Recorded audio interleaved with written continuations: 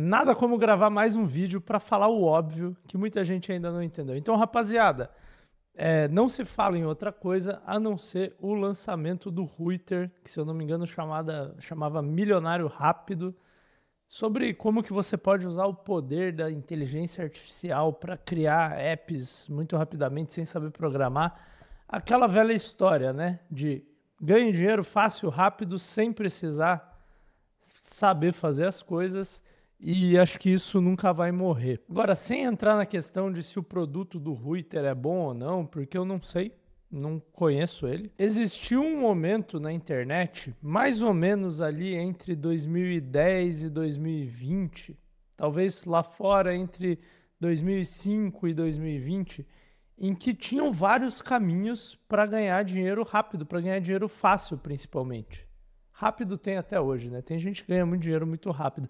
Mas para ganhar dinheiro fácil existiam sim vários caminhos. Só que esses caminhos acabaram e nunca mais vão voltar. Então assim, o que aconteceu entre 2010 e 2020? Tiveram várias ondas de tecnologias novas, vamos chamar assim, em que pessoas diferentes descobriam, pô, se eu fizer SEO, se eu ranquear no Google, eu consigo montar um site assim, gerar tráfego dessa forma, monetizar dessa outra forma e ganhar muito dinheiro. Outro cara foi lá e descobriu, pô, se eu organizar uma série de lives ou de vídeos num evento e tal, chamado um lançamento, eu consigo vender qualquer curso sobre qualquer nicho e ganhar muito dinheiro. O outro ia lá e descobria, pô, se eu gravar um monte de vídeos sobre um tema no YouTube, eu consigo crescer muito rápido, ter muito alcance, muita visualização e depois construir um negócio em cima disso. E é razoavelmente fácil eu crescer no YouTube, eu só preciso aprender a fazer títulos de vídeos com as palavras corretas. O outro foi lá e descobriu o dropshipping. Cara, eu consigo ter um e-commerce sem nem ter estoque. O outro foi lá e descobriu o tráfego pago. Pô, se eu anunciar aqui no Facebook e depois no Instagram, eu consigo, cara, comprar clientes muito barato para quase qualquer negócio.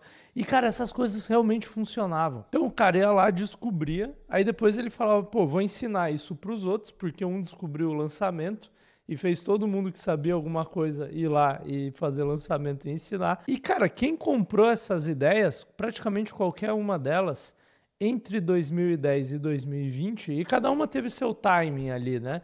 A época dos blogs, do SEO foi mais no começo, em 2010. A época dos lançamentos foi ali no meio, em 2015. A época do dropshipping foi mais ali entre 2015 e 2018 também. Então, cada uma dessas coisas teve o seu timing. Mas quem comprou quase qualquer uma dessas ideias e executou mais ou menos bem ali, realmente ganhou muito dinheiro. Só que agora tá todo mundo procurando qual que é a próxima onda. Que é até irônico, né? Porque é o nome do meu podcast. E aí a galera tá procurando, pô, será que agora a próxima onda é IA? Será que é copiar SaaS da gringa? Será que é funil low ticket? E eu venho aqui para te falar e para explicar por A mais B o óbvio, que é, cara, não importa mais porque acabou a mamata, não tem mais caminho fácil. Só que para você entender por que não tem e nunca mais terá caminho fácil, você precisa entender o fundamento disso, porque senão eu só pareço um cara aleatório com uma opinião aqui, né? Existe um conceito em finanças chamado arbitragem. E arbitragem quer dizer que o preço está errado, né? Na verdade, o preço nunca está errado. O preço é o que as pessoas negociam e pagam naquilo, mas arbitragem quer dizer que existe um desbalanceamento de preço entre dois mercados em que você consegue ganhar dinheiro praticamente de graça e sem risco. Então, por exemplo, tá? Teve um caso na história das criptomoedas de um cara que, se eu não me engano, foi o cara que fundou a FTX, que é aquela corretora que quebrou, né? E o primeiro dinheiro que ele fez, eu não tenho certeza se era ele, tá? Mas ele descobriu que um Bitcoin no Japão valia tipo $1.000 a mais. E era o mesmo Bitcoin. E na época, o Bitcoin valia tipo 10, 20 mil dólares. Acho que eram uns 10 mil dólares. Então, tipo, era muita diferença, entendeu? Um Bitcoin valia 10% a mais. E por que isso? Porque não tinha corretora direito no Japão que conectava com o resto do mundo. Então ele criou um esquema que era 100% legal, em que ele ia até o Japão de avião, levava os bitcoins lá, vendia, aí ele voltava, comprava bitcoins e voltava e vendia no Japão de novo, e tinha um esquema lá de quais bancos e partes da infraestrutura do sistema financeiro usar, E ele foi fazendo isso até o preço do Bitcoin ficar igual o do Ocidente, né? Porque um Bitcoin em qualquer lugar do mundo. E isso é uma arbitragem, não tinha risco nenhum do que ele fez. Ele descobriu isso antes dos outros e aí ele conseguiu ir fazendo isso até o preço ficar igual, né? Porque uma hora você está vendendo mais no Japão, tem mais bitcoins no mercado do Japão e isso faz o preço baixar, né? Um outro exemplo aqui, cara, o meu sogro, sei lá que época foi, nos anos 60, 70, talvez nos anos 80, acho que nos anos 80, fazendo as contas aqui pela idade dele, um dos primeiros negócios dele foi ir até São Paulo, comprar moto e aí ir para a cidade do interior dele e vender moto. E, obviamente, tem gente que faz isso até hoje, né? Só que hoje em dia é muito fácil você fazer isso. Na época ele tinha que fisicamente ir para comprar as motos e o preço da moto no interior era diferente, porque tinha pouca moto no interior, né? Hoje em dia o comércio é muito mais fluido, tem muito mais liquidez. Na época ele tinha que ir lá comprar a moto, trazer a moto, vender a moto por um preço mais caro. Entendeu? Hoje em dia eu não sei se você paga um preço diferente na moto em São Paulo e no interior. Imagino que em São Paulo talvez seja até mais caro, né? Mas deve ser o mesmo preço. Na época tinha pouca moto fisicamente no interior. Então dava para você fazer essa arbitragem também, entendeu? Você via quanto custava a moto em São Paulo. Obviamente ele comprava, né, direto do fornecedor, então era mais barato ainda. Mas você via quanto custava a moto em São Paulo, quanto que era o frete e quanto que era o preço no interior, que estava mais alto porque tinha pouca opção. E a maioria das pessoas não queria ir até São Paulo para comprar, porque era difícil ir também.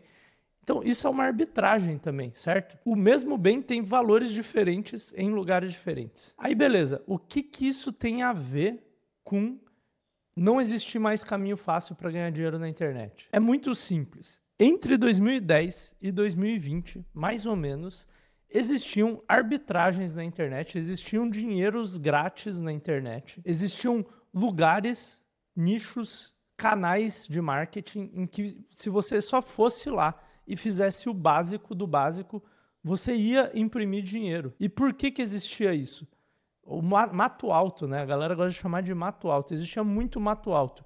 E por que existia isso? Porque as pessoas eram desconfiadas. Então, assim, o Érico Rocha, por exemplo, que é o cara que trouxe a fórmula de lançamento para o Brasil, ele começou a vender fórmula de lançamento em 2013. E ela só virou mainstream em 2020, cara. Se você conheceu o Érico Rocha em 2013, você tinha 7 anos para fazer um negócio em cima daquilo que ele estava ensinando, para acreditar nele e fazer um negócio em cima daquilo que ele estava ensinando. E nesses 7 anos, ninguém acreditava que aquilo era um negócio que ia dar dinheiro. E você podia literalmente falar para as pessoas, você podia falar, cara, eu tô ganhando tantos milhões por ano, ou tantos milhões por mês, e ainda assim as pessoas, não, mas deve ter alguma coisa estranha aí. Não sei se é assim mesmo. A galera não acreditava, cara. E o que isso quer dizer?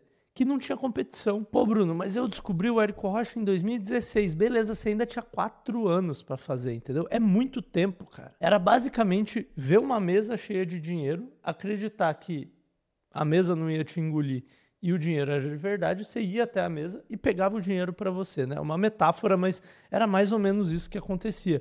E tinha um monte de gente vendo aquela mesa com dinheiro em volta, mas ninguém acreditava. A galera falava, pô, é bom demais para ser verdade. Só que, nesse meio termo, mais ou menos ali em 2020, 2021, 2022, todo mundo que trabalhava com internet, ou muita gente que trabalhava com internet, começou a ficar muito rico. E essas pessoas, além de ricas, elas eram famosas também, né? Pela natureza do trabalho delas, elas tinham fama, tipo, elas tinham seguidores e as pessoas iam vendo. E, tipo assim, por exemplo, quem desconfiava do primo rico lá atrás, hoje vê a casa dele e fala, cara, tá, beleza, talvez o Rolex que ele tinha, ele... sei lá, comprou com empréstimo, mas uma casa desse tamanho você tem que ser muito rico para ter dinheiro, né? Para ter mesmo. Se você segue certas personalidades aí da internet e você vê elas andando de helicóptero toda semana, você fala, cara, tá bom, acho que esse negócio dá dinheiro mesmo. E além disso, você provavelmente começou a ter amigos que, cara, vivem muito bem, não nesse nível de grana, provavelmente, mas vivem muito bem.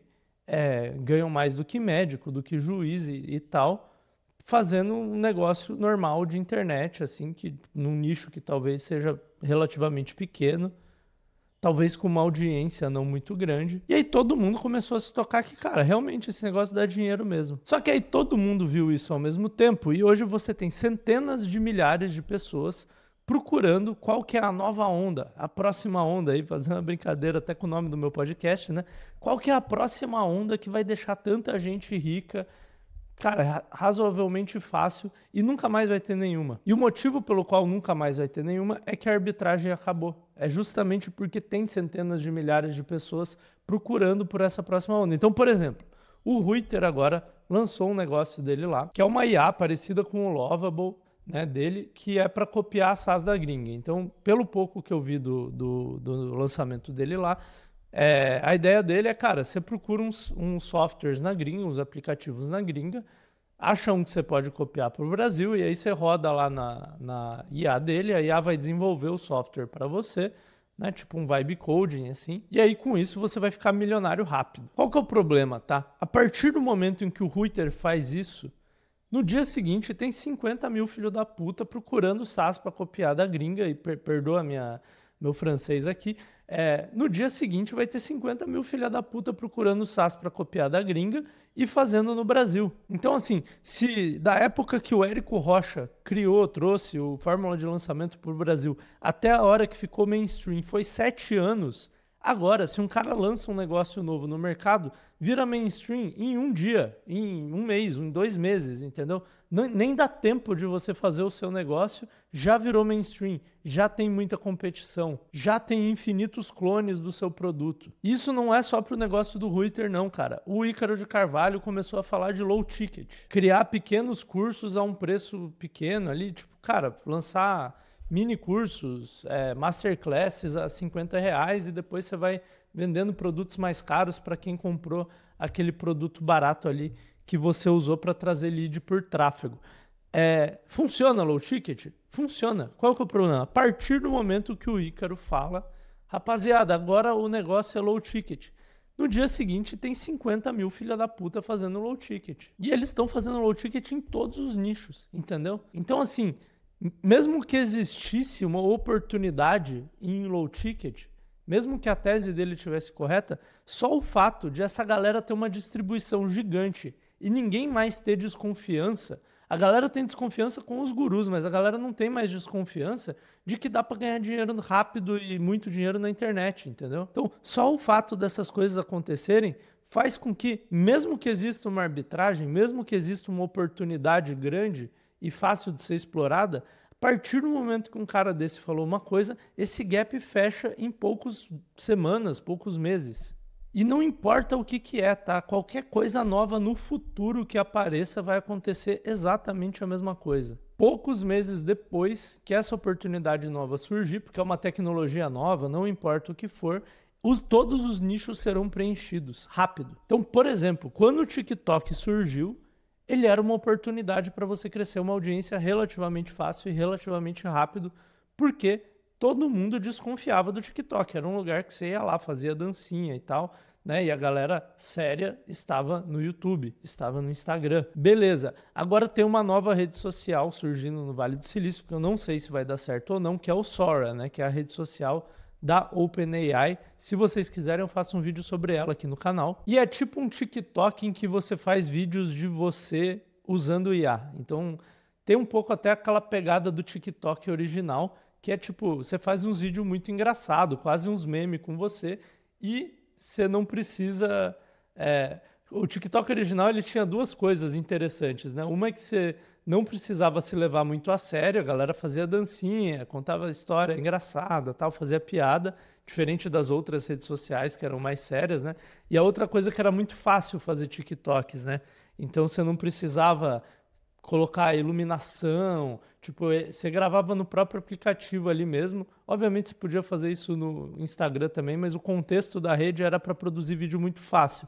E o Sora, ele tem essas duas características, né? Você faz uns memes muito engraçados e você precisa escanear a sua cara e treinar o app na sua voz, mas você só precisa digitar um prompt e já sai um vídeo ali engraçado e tal. Então, pode ser que ele vire uma rede social nova, né? Não sei, ele ainda está num beta fechado, se eu não me engano, enquanto rede social, Mas, independente, se o Sora começar a virar a nova rede social que atrai a atenção de todo mundo, cara, já tá todo mundo vacinado. Instantaneamente, todo mundo, todos os grandes influenciadores, todas as pessoas vão pro Sora tentar construir uma audiência lá. A galera já entendeu o jogo, a galera já entendeu que aonde tá a atenção, aonde tá o tempo de tela, o tempo de consumo, dá para você construir uma audiência, não importa qual a rede, e todo mundo entendeu o valor, inclusive financeiro, que tem de você ser um grande influenciador com muitos seguidores. Então, assim, acabou o caminho fácil, cara. E acabou o caminho fácil justamente por causa da internet.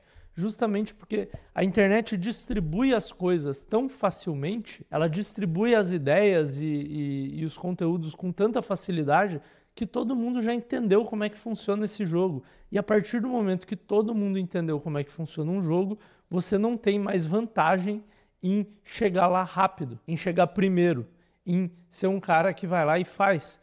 Porque antes era todo mundo desconfiado. Se você apostasse naquilo e falasse, pô, eu vou tentar, mesmo sem saber se vai dar certo, você tinha uma grande vantagem sobre os outros, porque aí ninguém mais estava fazendo. Você estava certo e discordando da maioria das pessoas. Agora, mesmo que você esteja certo, a maioria das pessoas vão concordar com você que o caminho é esse.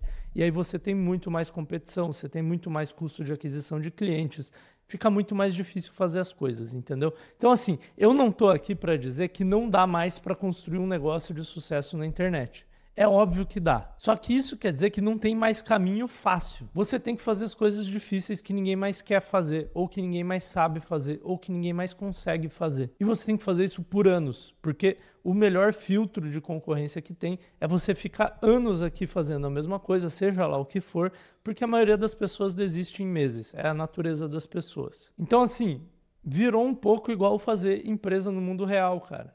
Vai demorar. Você tem que fazer coisas difíceis que ninguém mais consegue fazer. Você tem que ir melhorando pouco a pouco. Os filtros acabam sendo aqueles mesmos filtros de, por exemplo, entrar no Shape, né, cara? Todo mundo sabe entrar no Shape, todo mundo sabe o que tem que fazer, pouca gente consegue. Por quê? Porque você precisa de disciplina, de dedicação, de controle de impulso, de uma série de coisas que, pela própria natureza humana, é difícil de as pessoas terem. Então, assim, não tem mais caminho fácil. De uma certa forma, é igual fazer faculdade era antes, né? Antigamente, se você fizesse uma boa faculdade, você praticamente garantia uma carreira de sucesso. Por quê? Porque pouca gente fazia, né? No caso da faculdade, todo mundo sabia que dava certo, mas pouca gente conseguia fazer. Hoje em dia, a faculdade é muito mais acessível e justamente por causa disso ela não garante porra nenhuma na sua vida. A mesma coisa a internet. Antigamente, todo mundo podia fazer, mas pouca gente acreditava. Então, se você fizesse, dava certo. Agora todo mundo acredita. Acabou a mamata, não tem mais caminho fácil. O único jeito de fazer as coisas é fazer as coisas difíceis. E uma forma de fazer as coisas difíceis sem ser tão difícil assim é você criar um negócio em que você tenha uma vantagem injusta. Então, eu vou deixar um vídeo aqui para vocês sobre esse conceito, para você descobrir qual a sua vantagem injusta e qual negócio você tem que fazer em cima dela. Te vejo neste vídeo.